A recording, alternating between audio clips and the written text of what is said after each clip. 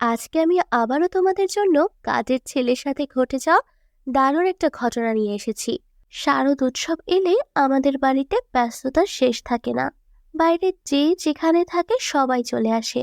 আমার বড় ভাসুর বড় যা তাদের ছেলে মেয়ে নিয়ে অন্য রাজ্য থেকে চলে আসেন। যত কাজই থাকুক না কেন আসেন আমার ননদ নন্দাই। আমার শ্বশুর বাড়ির আর যে আত্মীয়রা আছেন তারাও আসার কারণে বাড়িটা ভরে যায়।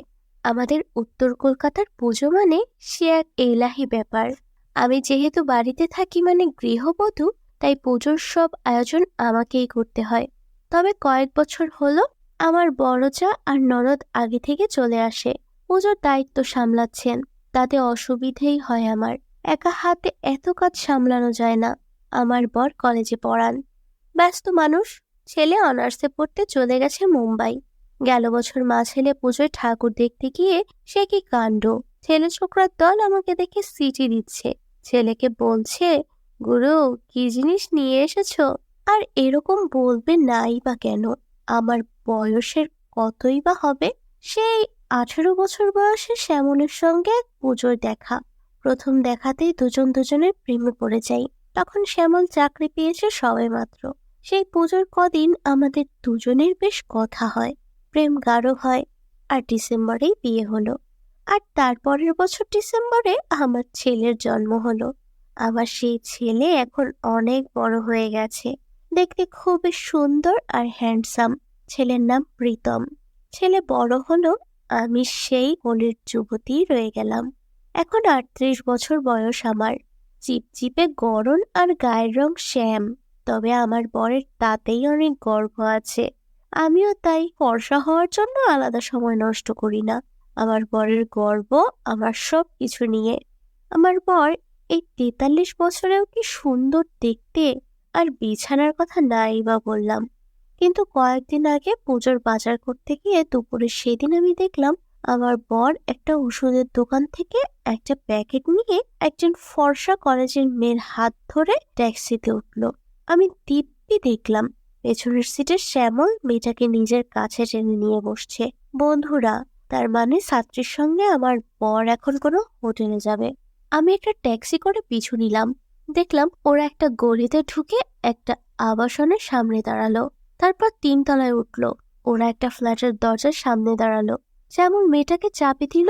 মেয়েটা চাবি দিয়ে দরজার লক খুলছে, আর শ্যামল মেয়েটাকে জড়িয়ে ধরে আছে। এর ফলে মেয়েটা খুব গরম খেয়ে গেল। এরপর শ্যামল তার হাত থেকে মেয়ের ফুলের মধ্যে রাখলো। দরজা খুলতেই ফ্ল্যাটের ভেতরের দরজা লক করে দিল ওরা। বন্ধুরা, এটা কি দেখলাম আমি, যা আমার মেনে নিতে বেশ কষ্ট হলো। তারপর আমি পাহাড় সমান কষ্ট নিয়ে বাড়ি চলে এলাম। সেদিন বাড়ি ফিরে শ্যামল তার মতো থাকলো, আমার খবর নিল না। রাতেও বিছানায় যাওয়া মাত্র ঘুমিয়ে গেল। এর আগেও এমন হতো মাঝে মাঝে। আমি ভাবতাম হয়তো অফিসে বেশ ধকল গেছে তাই ক্লান্ত। কিন্তু আজ আমার মনে কাঁটার মতো আঘাত করতে লাগলো। এতদিন আমার বর আমাকে ভালোবাসায় কমতি রাখেনি, আমিও রাখিনি। বন্ধুরা, আমার মাথা তখন কাজ করছিল না। এক পর্যায়ে ভাবতে ভাবতে মনে মনে আমিও ঠিক করলাম, ও যদি পারে তাহলে আমি কেন পারবো না। আমি অন্য কাউকে আমার মাঠে খেলতে দেব, কিন্তু কার সঙ্গে? এই খেলার সাথে পাওয়া বেশ ঝামেলার। পরের দিন পুজোর কেনাকাটা করতে করতে আবার শ্যামলকে দেখলাম, কিন্তু আজ অন্য আর একটা মেয়ে।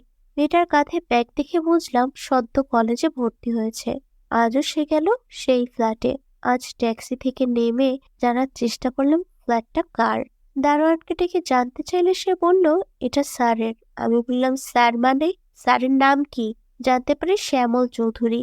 সেই শুনে আমি বললাম, আচ্ছা, তবে এখন স্যারের সঙ্গে কি একবার দেখা করা যাবে? দারোয়ান বলল, যান। সে শুনে আমি লম্বা করিডোর পেয়ে উপরে ফ্ল্যাটের সামনে দরজার ফুটোয় চোখ রেখে দেখলাম আমার বর তার ছাত্রীর মাঠে ইচ্ছা মতো খেলছে। তা দেখে আমি আর দেরি না করে বাড়ি চলে এলাম। আমার এসব ভাবতে ভাবতে পুজোর দিন এগিয়ে এলো। বাড়িতে ভরে গেল লোকে। আমার বড় ভাসুর বড় যা, তার 2 ছেলে মেয়ে, ননদ নন্দাই এর ছেলে মেয়ে এসব এসে পড়লো। বাড়িতে ব্যস্ততার কারণে শ্যামলের ছাত্রীদের কথা ভুলে গেলাম। এদিকে সন্ধ্যা হতেই সবাই মিলে বাড়ির উঠানে আড্ডা দিতে লাগলো। এমন সময় আমি কি কাজের জন্য যেন বাড়ির ছাদের দিকে গেলাম। ছাদের দরজার কাছে যেতেই হঠাৎ থমকে গেলাম। চিলেকোঠার ঘরের ভেতর থেকে কেমন যেন আওয়াজ আসছে। আমি চুপি চুপি দরজার কাছে গিয়ে কান পেতে যা শুনলাম, তাতে তো আমার সারা গায়ে আগুন লেগে গেল। ভেতরে আমার ভাসুরপো আর বড় যার কথা হচ্ছে। আমার ভাসুরের এই ছেলের নাম দেবরাজ। তখন বড় যা বলতেছে, এই বাবুটা এখন এরকম করো না, ছাড়ো, রাত গভীর হোক। দেব বললাম তো, উফ কি দুষ্টু ছেলে হয়েছে। দেবরাজ বলল, না মা, একটুখানি, প্লিজ, 10 মিনিটেই হয়ে যাবে, শুধু একবার। ওরা সবাই আড্ডা ছেড়ে কেউ ছাদে আসবে না। তুমি তো জানো মা, প্রতিদিন তোমার মাঠে আমার খেলোয়াড় না নামালে শান্তি পাই না। গতকাল সারাদিন একবারও পাইনি। রাতেও আমরা ক্লান্ত ছিলাম। উফ, এই ছেলেটাকে নিয়ে কি যে করি, বারণও করতে পারিনি। এসো, তাড়াতাড়ি খেলবে। বন্ধুরা, আমি তো নিজের কানকেই বিশ্বাস করতে পারছি না। ওদের কথা শুনে আমার মনে হলো ওরা নিয়মিত এসব করে। আমি জানালায় চোখ রাখলাম, দেখলাম যদি কিছু দেখা যায়। জানালার ফাঁক দিয়ে দেখি আমার বড়জা সম্পূর্ণ উন্মুক্ত হয়ে রুমের বিছানায় শুয়ে আছে, আর তার ছেলে দেবরাজ তার খেলার মাঠে বিচরণ করছে। বন্ধুরা, আমি জানালার ফাঁকে চোখ রেখে ওদের এই অবস্থা দেখতে দেখতে নিজেও গরম হয়ে গেলাম। মনে মনে ভাবলাম, ছেলেটা যদি আমাকেও এভাবে আদর করত তাহলে কতই না মজা হতো। যাই হোক, এরপর আমার ভাসুরের ছেলে দেবরাজ তার খেলোয়াড়টা বের করে ওর মায়ের সামনে রাখলো, আর ওর মা যা তার ছেলের লম্বা খেলোয়াড়টা হাতে দিয়ে কিছুক্ষণ নাড়াচাড়া করলো। দেবরাজ খেলোয়াড় দেখে আমার কাছে উথাল পাতাল শুরু হলো। আমারও খেলতে বেশ ইচ্ছা করলো। মনে হচ্ছিল এখনই কারো খেলোয়াড় আমার মাঠে নামিয়ে দেই। সেই খেলার শব্দ পুরো রুমে ছড়িয়ে আমার কানে ভেসে আসছে। আহা, কি দারুণ ছন্দ সেই খেলায়! সত্যিই অবাক করার মতো একটা ঘটনা। এমন সময় হঠাৎ করে পেছন থেকে কে যেন আমাকে জড়িয়ে ধরে। আমি লাফিয়ে উঠলাম। মুখ দিয়ে আওয়াজ করার আগেই আমার মুখ চেপে ধরে কানের কাছে ফিসফিসিয়ে বলল, চুপ থাকো, ওদের ইচ্ছা মতো খেলতে দাও, আর আমি ততক্ষণে তোমাকে আরাম দিচ্ছি। নতুন বউ হয়ে বাড়িতে পা রাখার সাথে সাথে দুজন কাজের লোক রেখে আমার স্বামী অদিতিকে রান্না করার জন্য আর ইন্দ্রজিৎকে বাজার করার জন্য। ওরা দুজনেই এই এলাকার। যাই হোক বন্ধুরা, দুপুরে খাওয়া দাওয়ার পর কোনো কাজই ঠিকমতো মন দিতে পারছি না আমি। সারাক্ষণ যেন এক অজানা অস্বস্তি, নিজেরই অনুশোচনা হচ্ছে। ঠিক শেষে একজন কাজের ছেলের সাথে। হ্যাঁ বন্ধুরা, কাল রাতে মনের ভুলে কাজের ছেলেকে আমার মাঠে খেলতে দিয়েছিলাম। এই ভুল মেনে নিতে পারছি না আমি। তাই আমি নিজেকে নানান কাজে ব্যস্ত রাখার চেষ্টা করতে লাগলাম। তবে ওর সাথে খেলে আমি যে তৃপ্তি পেয়েছি তা ওকে বুঝতে দেইনি। ভেতরে ভেতরে আমার শিক্ষা, অভিজাত্য, সংযম, নৈতিকতা, ফ্যামিলি স্ট্যাটাস এসব আমাকে কুড়ে কুড়ে খাচ্ছে। আমি জানি ঘটনাটা মনের ভুলে হলেও আমি বেশ উপভোগ করেছি। আমার মাঝে যে এত লুকিয়ে রাখা খেলার খিদে ছিল তা কখনো জানতেও পারিনি। ভর দুপুরে এসব নিয়ে ভাবছিলাম আমি। বাচ্চাটা ঘুমিয়ে পড়েছে। চোখের সামনে কাচের ছেলের ঘামার্ত চেহারাটা স্পষ্ট দেখতে পাচ্ছিলাম। নিজের কোমল পেঁপেগুলো যেন পিষে ফেলতে ইচ্ছে করছে। বেশ বড় বড় নিঃশ্বাস নিচ্ছি আমি। বুঝতে পারছি আবার একজন প্রকৃত খেলোয়াড় আমার প্রয়োজন, কিন্তু সেটা আমার স্বামীকে দিয়ে সম্ভব নয়। সেদিন ব্যাংকে আমার একটা কাজ ছিল, সেটা সেরে সে প্রতিদিনের মতো স্নানে যাই। স্নান সেরে টিভি চালিয়ে একটু বসেছি, হঠাৎ বেল বাজার শব্দ পেলাম। এখন আবার কে এসেছে? প্রচন্ড উৎকণ্ঠায় ধীরে পায়ে এগিয়ে গেলাম দরজার দিকে। দরজাটা খুলে অদিতিকে দেখতে পাই। অদিতি বলে, দিদিমণি, আজকে কি রান্না করব? আমি দুপুরে কি রান্না হবে সেটা বলে দিয়ে দরজাটা আবার লাগিয়ে দিলাম। এর মাঝে দুদিন কেটে গেলেও ইন্দ্রজিৎকে দেখতে পাইনি আমি। প্রতিদিনের মতো সকালে স্নান করে বাচ্চাকে খাইয়ে ড্রয়িং রুমের দরজাটা লাগিয়ে জুসের গ্লাস নিয়ে খবরের কাগজটা পড়তে শুরু করি। তখন আমার গায়ে নীল রঙের ফিনফিনে জর্জেটের একটা শাড়ি, গায়ে কোনোই অব্দি হাতওয়ালা সাদা ব্লাউজ, গলায় সুন্দর একটা হার, বুকের মাঝ বরাবর হার্ট শেপের সোনার লকেট। দরজার বেলের শব্দে আমি এগিয়ে যাই। আবার কে এলো এখন? দরজাটা খুলতেই আমি চমকে উঠি। দেখি সেই কাজের ছেলে ইন্দ্রজিৎ। একদম ষাঁড়ের মতো দেখতে ছেলেটা। ইন্দ্রজিৎ আমাকে দেখেই কথা হারিয়ে ফেলে। আমিও হারিয়ে ফেলেছি আমার ভাষা। আমার মাঝে একটা উষ্ণ স্রোত বয়ে যাচ্ছে। এই কাজের ছেলেটাকে দেখে কেন আমার এরকম হচ্ছে কিছুই বুঝতে পারছি না। অবশেষে আমি বলি, কি চাও এখন? ইন্দ্রজিৎ স্বপ্নের জগৎ থেকে বাস্তবে ফিরে বলে, কর্তাবাবু বাজার করতে দিতে বলেন। কি লাগবে বলেন, আর পয়সা দেন, বাজারে যাব। হঠাৎ আমার খেয়াল হলো ছেলেটা এইসব বলতে বলতে ধুতির ওপর দিয়ে নিজের খেলোয়াড়টা নাড়াচ্ছে। আমার গত 3 দিন আগের কথা মনে ভাসতে থাকে। হয়তো আমার মাঠে খেলে শান্তি পেয়েছে। যাই হোক, এই অবস্থা দেখে ঘামতে শুরু করি। আমি দ্রুত ঘরের মধ্যে চলে যাই। নিজের হাত ব্যাগটা খুলে বাজারের লিস্টটা পাওয়ার চেষ্টা করি। কোনো কিছু মেলে না হাতের কাছে। সবই প্রায় গুলিয়ে যাচ্ছিল আমার। আমি যেন কিছুই খুঁজে পাচ্ছি না। এদিকে ইন্দ্রজিৎ বাইরে দাঁড়িয়ে থাকতে থাকতে কখন যে ঘরের মধ্যে এসে পড়েছে খেয়াল করিনি। যদিও শেষমেশ লিস্টটা খুঁজে পাই। লিস্টটা নিয়ে এগিয়ে যেতেই অর্জুনের মুখোমুখি হয়ে যায়। ছেলেটাকে আমার রুমে দেখে আমার রাগ হয়ে যায়। তাই রেগে গিয়ে বলি, ভেতরে আসলে কেন? ইন্দ্রজিৎ বলে, আপনার দেরি হচ্ছে দেখে এসে পড়লাম। ননসেন্স! তোমার সাহস কি করে হয় আমার রুমের মধ্যে ঢোকার? আগে মেম সাহেব, আজ আপনার মাঠে খেলার জন্য আসিনি। আপনি ভুল ভাবতেছেন। খেলার শব্দটি শুনে আমার রাগ দ্বিগুণ হয়ে যায়। রেগে গিয়ে বলি, ইডিয়েট! এসব কি বলছো আমার সামনে? মেম সাহেব কি ভুল বললুম? সেদিনকে যেটা হলো সেটা ভুল ছিল। আমি বললাম, তোর স্পর্ধা তো কম নয়। সশব্দে ওর গালে চড় মেরে ফেলি। ইন্দ্রজিৎ এবার নিজেকে ঠিক রাখতে না পেরে বলল, মেম সাহেব, চাইলে আপনাকে এখনই খেলে দিতে পারি, কিন্তু আমি মেয়ে মানুষের সাথে জোর করি না। ইন্দ্রজিৎ যেন এখন রাগে বাঘের মতো হয়ে আছে। সে আবার বলল, মেম সাহেব, আমি তো আপনার মাঠে জোর করে খেলিনি। আপনি আমাকে নিজে থেকে সেদিন খেলতে দিয়েছেন। আমার কি দোষ বলেন?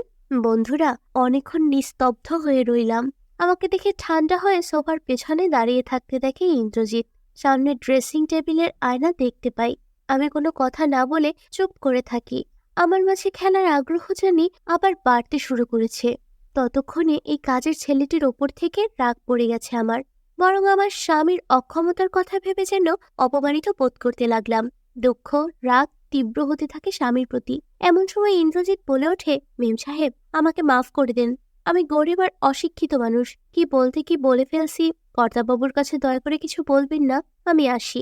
ইন্দ্রজিৎ দরজার দিকে এগিয়ে যায়। আমি তখনও নিশ্চুপ হয়ে বসে থাকি। স্বামীর প্রতি প্রতিশোধের ইচ্ছা তীব্র থেকে তীব্রতর হয়। এই মুহূর্তে আমি স্পষ্টভাবে কিছু ভাবতেও যেন পারছি না।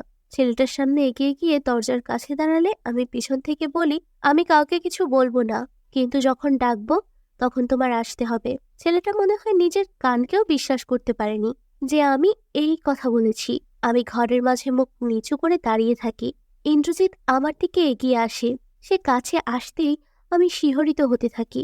ইন্দ্রজিৎ গায়ের গেঞ্জিটা খুলতেই শাড়ির মতো ওর চেহারাটা সামনে আসে। দেখতে একদম পালোয়ানদের মতো লাগে। গায়ের রংটা তীব্র কালো। এদিকে বারবার আমার মনে আসছে সেই দিনের তৃপ্তির কথা। মনটা অন্যত্র সরে যাচ্ছে আমার। যতই শিক্ষিত সম্ভ্রান্ত ধনী পরিবারের মেয়ে হই না কেন, যে খেলার একবার তৃপ্তি করতে পারে সে যতই খারাপ হোক না কেন তাকেই মন চাইবে। আমিও এই কাজের ছেলেটাকে এখন বাধা দিতে পারবো না। এদিকে আমিও ওর সাথে ঘেমে যাচ্ছিলাম। ছেলেটা এবার আমার হাত ধরে বিছানায় নিয়ে যায়। আমিও যেন মন্ত্রমুগ্ধের মতো ওর পিছু নেই। এতে ইন্দ্রজিৎ আরো পাগল হয়ে যায়। বাড়ির মেইন দরজাটা খোলা ছিল। এখন যদি কেউ এসে পড়ে তাহলে সর্বনাশ হয়ে যাবে। তাই ইন্দ্রজিৎকে বললাম, দাঁড়াও, আগে মেইন দরজাটা লাগিয়ে দিয়ে আসি। সে দ্রুত গিয়ে ভালো করে দরজাটা লাগিয়ে দিয়ে সে আমাকে পুরো উন্মুক্ত করে মাঠের গর্তে হাত দিল। আমার জলে তার হাতটাও ভিজে গেল। এর ফলে ইন্দ্রজিতের খেলোয়াড়টা লাফাতে লাগলো। এদিকে ওর খেলোয়াড় দেখে আমি নিজেকে আর ধরে রাখতে পারলাম না। তাই লজ্জা দ্বিধা ঠেলে আমিও স্পষ্টভাবে বলি, আর সহ্য করতে পারছি না, তাড়াতাড়ি আজ নিয়ে দুবার এই খেলা নিজের মাঠে গ্রহণ করি। যাই হোক বন্ধুরা, ছেলেটা আমার মাঝে খেলতে শুরু করলো। ধীরে ধীরে গতি বাড়িয়ে দিতে লাগলো। খেলার গতি বাড়ানোর কিছুক্ষণ পর আমার হয়ে গেল। এতে একটু অসুবিধা পেয়ে ও খেলার গতি আরো বাড়িয়ে দিল। এই গতি আমি নিতে পারছিলাম না। তারপরও সহ্য করতে থাকি অতিরিক্ত মজার জন্য। এর মধ্যে আমার আবারও একবার হয়ে গেল। এভাবে সময় সময় আমি স্রোতের মতো ঝরে যাচ্ছি ক্রমাগত। একটু পর তাকে কিছু টাকা দিয়ে বলি, তাড়াতাড়ি বাজারে যাও, অতিথি এসে যাবে। আমরা 3 ভাই বোনের মধ্যে আমি সবার বড়। আমার ছোট বোন নিপা, সবার ছোট ভাই সজীব। আমার বয়স 23, নিপার 21। দেখতে দেখতে সজীবও বড় হয়ে গেল। ছোট থেকে সজীব আমার সাথে থাকতো আর নিপা আলাদা রুমে থাকতো। বন্ধুরা, যাই হোক, আজ সকালে ঘুম ঘুম চোখে অনুভব করলাম সজীব আমার ফুলের ওপর মাথা রেখে ঘুমিয়ে আছে। সজীবের দিকে তাকিয়ে আমি অনেকটা আটকে উঠলাম। সজীব ফুলের মাঝে মাথা রেখে নাক ডেকে ঘুমাচ্ছে। এ অবস্থা দেখে আমি হতবাক হয়ে গেলাম। তাই তাড়াতাড়ি সজীবের মাথা ও হাতটা আস্তে করে সরিয়ে দিলাম। আর আমি মনে করতে চেষ্টা করলাম গতরাতে কি হয়েছিল। বান্ধবীদের কাছে অনেক খেলার গল্প শুনেছি, কিন্তু বাস্তবে কোনোদিন নিজের মাঠে কাউকে খেলতে দেইনি। কিন্তু আজ কিভাবে এই কাজটা হয়ে গেল ভাবতেই আমার গা শিউরে উঠছিল বারবার, তাও কিনা নিজের আদরের ছোট ভাইয়ের সাথে। মনে করতে চেষ্টা করলাম গত রাতের কথা। আসলে সজীব যে এমন করে আমার বাগান বিচরণ করবে তা কে জানতো। যখন বুঝতে পেরেছিলাম তখন আর থামানোর কোনো অবস্থা ছিল না। আমি পাগল হয়ে গিয়েছিলাম। যাই হোক বন্ধুরা, তাড়াতাড়ি নিজের কাপড় গুছিয়ে বিছানার চাদরটি তুলে ফেললাম। কেউ দেখে ফেললে অঘটন ঘটে যাবে। তারপর সারাদিন সজীবের মুখোমুখি হতে পারলাম না আমি। যদিও সজীবের দেখাশোনা খাওয়া দাওয়া দায়িত্ব আমার উপর ছিল, কিন্তু কিছুতেই সজীবের সামনাসামনি হতে পারছিলাম না। আমার খুব লজ্জা করছিল। আজ পুকুরে না গিয়ে চুপে চুপে বাথরুমে গোসল করে কাপড়গুলো ধুয়ে ফেললাম আমি। সজীব আজ নিজেই খাবার নিয়ে খেয়ে গেল। ওদিকে সজীব আমার চোখের দিকে তাকাতে পারছিল না, তাই অন্য দিনের মতো আপু আপু বলে ডাকলো না। রাতে সজীব আমার আগে আমার রুমে গিয়ে ঘুমের ভান করে পড়ে রইল। আমি কাজকর্ম শেষ করে ইচ্ছে করেই একটু দেরিতে ঘুমোতে গেলাম। বাতি অফ করে বিছানায় অন্যদিকে শুয়ে ঘুমিয়ে পড়লাম। হঠাৎ সজীবের হাতের স্পর্শে আমি ঘুরে গেলাম। সজীব আমার কাছে এসে বলল, আপু তুমি কি আমার উপর রাগ করেছো? আপু শোনো না, আমি নিজের ইচ্ছেই কিছু করিনি। ঘুমের ঘরে কি হয়েছে তা আমি বুঝতেও পারিনি। হঠাৎ কি হলো জানি না। এই কথা শুনে আমি সজীবের মাথাটা নিজের সাথে চেপে ধরলাম। সজীব আমাকে জড়িয়ে ধরলো। কিছুক্ষণ এভাবে কাটার পর সজীব আমার বাগানের ফুলের মধ্যে তার মুখ ঘষতে শুরু করলো। আমি প্রথমে একটু বাধা দিলেও বেশিক্ষণ বাধা দিতে পারলাম না। ওদিকে সজীব এতক্ষণ আমার ফুলগুলো উন্মুক্ত করে নিয়ে দলাই বলাই শুরু করলো। আমি নিজেকে আর ধরে রাখতে পারলাম না। সজীব ততক্ষণে বেশ উত্তেজিত হয়ে গেল। ওর খেলোয়াড়টা বেশ বড় হয়ে লাফাতে লাগলো। আমি তো দেখে একেবারে অবাক হয়ে গেলাম। এই বাচ্চা ছেলের খেলোয়াড় এত বড় হলো কিভাবে? আমি তৃপ্তির আবেশে আর গত রাতের মজার কথা ভেবে ওকে আর বাধা দিতে পারলাম না। অল্পতেই তৃপ্তির চরম শিখরে পৌঁছে গেলাম আমি। এরপরে একসময় দুজনেই শান্ত হয়ে ঘুমিয়ে পড়লাম। এভাবেই কিছুদিন কেটে গেল। সেদিন নিপা এই ঘরে আমার সাথে গল্প করতে করতে ঘুমিয়ে পড়ে। সেদিন সজীব ওর রুমে গিয়ে ঘুমায়। মাঝে মাঝে এমন করি আমরা, যাতে কেউ আমাদের কখনো সন্দেহের চোখে না দেখে। অনেক আগে থেকেই আমার বিয়ের সম্বন্ধ আসছিল বিভিন্ন গ্রাম থেকে, কিন্তু ঘর পর সঠিকভাবে না মেলাতে বিয়ে হয়ে ওঠেনি। অবশেষে আমার বিয়ে ঠিক হয়ে গেল। পাশের গ্রামের বড়লোকের একমাত্র ছেলে বিলেত ফেরত ব্যারিস্টার। খুব ধুমধাম করে আমার বিয়ে হয়ে গেল। আমারও সজীবকে ছেড়ে যেতে খুব কষ্ট হচ্ছিল। বিয়ের পর স্বামী আমাকে নিয়ে শহরে চলে যাবে, কারণ সে শহরে প্র্যাকটিস করে। আমি সজীবের কানে কানে বললাম, কিছুদিন পর তোকেও আমি শহরে নিয়ে যাব, তুই কান্না করিস না। সজীব শহরের কথা শুনে খুব খুশি হয়। বন্ধুরা, আমার বিয়ের পর সজীবের দেখাশোনার ভার পড়ে আমার মেজ বোন নিপার ওপর। কিন্তু সজীব নিপাকে বেশি ভয় পায়। নিপা আমার মতো অতটা মায়াবী না, কিছুটা কাঠখট্টা টাইপের। মুখের ওপর কড়া কড়া কথা শুনিয়ে দেয়। তারপরেও সজীবকে নিপার তদারকিতেই থাকতে হয়। তবে নিপা আমার চেয়েও সুন্দর। নিপা আমার থেকে একটু শর্ট হলেও বেশ ফর্সা, মানে হলুদ ফর্সা, অনেকটা মায়ের মতো। আমি বাবার গড়ন পেয়েছি, আর নিপা মার গড়ন পেয়েছে। প্রায় নিপার সাথে সজীবের ঝগড়া হয়। মা এসে মধ্যস্থতা করে নিপাকে বকা দিয়ে সমাধান করে দেয়। কারণ সজীবকে সবাই এতটাই আদর করে যে কেউ বকা দেওয়ার সাহস পায় না। আবার বিয়ে হয়ে শ্বশুরবাড়ি যাওয়ার পর কিছুদিন সজীব বেশ মনমরা হয়ে থাকলো। সারাদিন শুধু আমার কথা মনে পড়ত। কিন্তু ভগবান তো সবার মনের কথাই জানেন। তাছাড়া এইভাবে তো আর সময় কাটে না। তাই সজীব একটা সুযোগ পেল। সজীব রাতে ভয় পায় বলে একা ঘুমোতে চায় না। নিপা ওর কাছে ঘুমোবে না, এই নিয়ে ঝগড়া।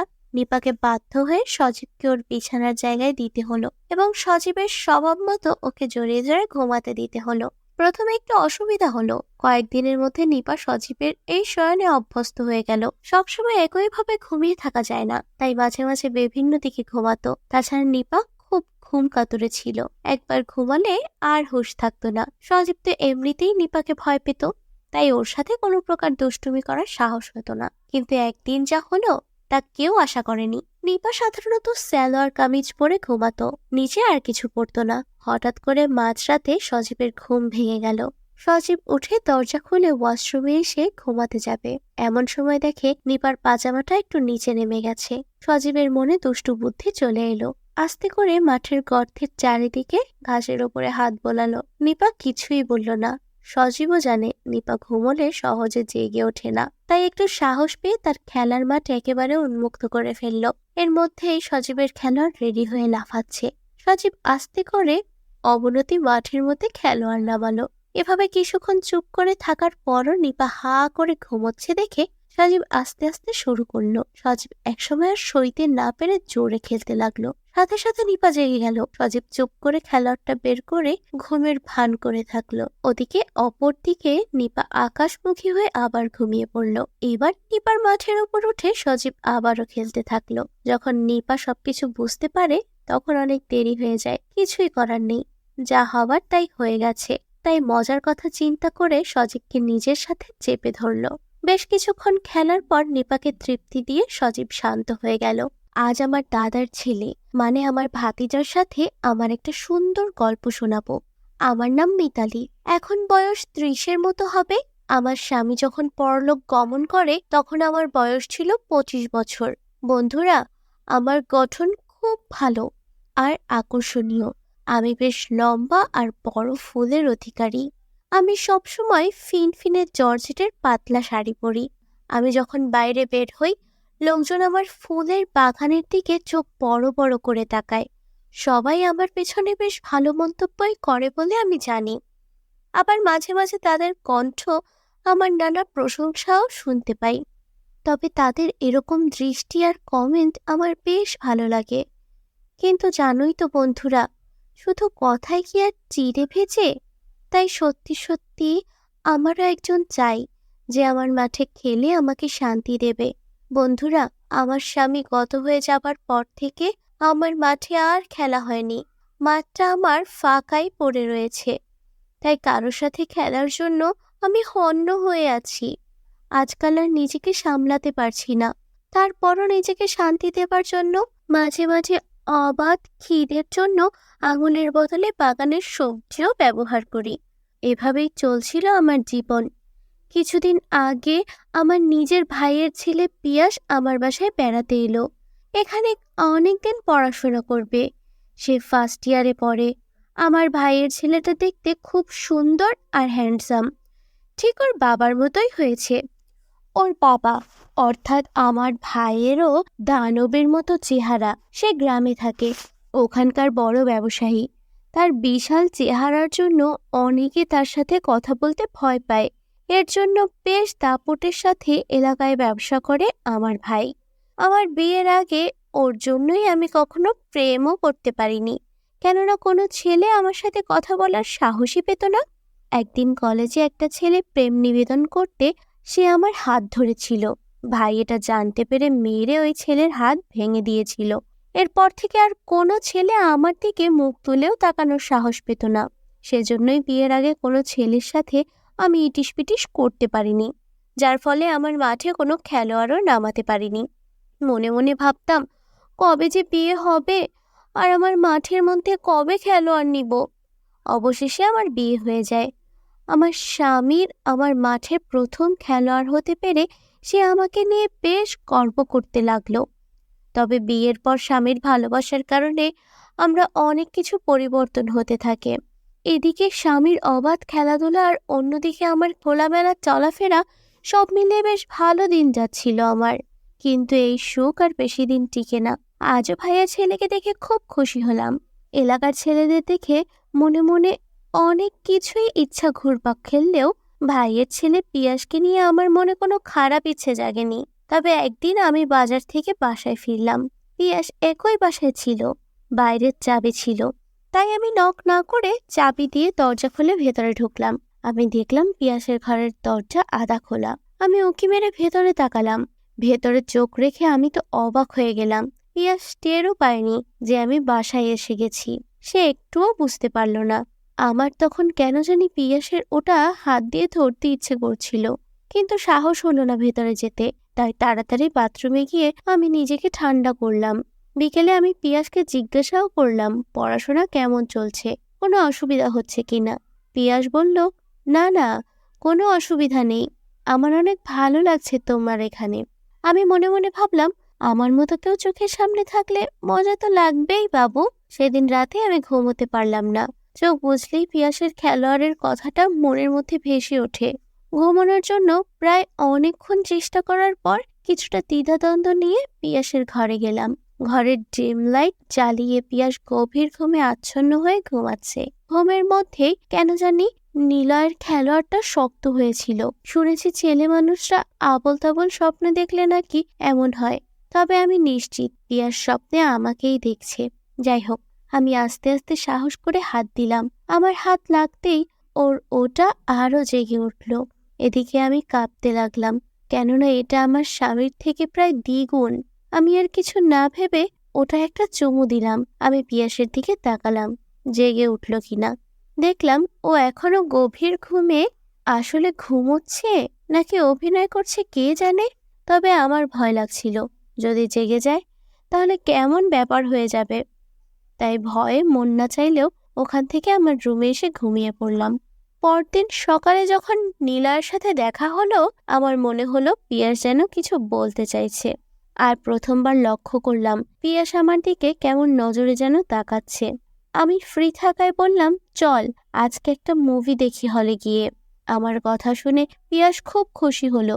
দুপুরে খাওয়া দাওয়া করে আমরা রেডি হলাম মুভি দেখতে যাওয়ার জন্য। বরাবরের থেকে আজকে একটু বেশি পাতলা শাড়ি পরলাম। বাসা থেকে বের হয়ে হাঁটতে লাগলাম। তখন খেয়াল করলাম পিয়াস আমার ফুলের দিকে আর চোখে তাকিয়ে এটার দুলনা দেখছে। তাই আমি বললাম, কিরে পিয়াস, এমন করে কি দেখছিস? তখন পিয়াস বলল, ফুপু, এখনো তুমি অনেক সুন্দরী আর দারুণ আকর্ষণীয়। আমি ওর কথা শুনে শুধু হাসলাম, মুখে কিছু বললাম না। এরপর একটা রিক্সা চড়ে সিনেমা হলে গেলাম। রিক্সায় একে অপরের সাথে ছোঁয়া লাগলো। আমি খুব উপভোগ করলাম। সিনেমা হলে বসে মুভি দেখার সময় আমি পিয়াসের হাত শক্ত করে চেপে ধরে রইলাম। পিয়াস ওর একটি হাত আমার কাঁধের ওপর রাখলো। আমি কিছু না বলে পিয়াস কি করে তা দেখতে লাগলাম। আমি অবশ হয়ে যাচ্ছিলাম।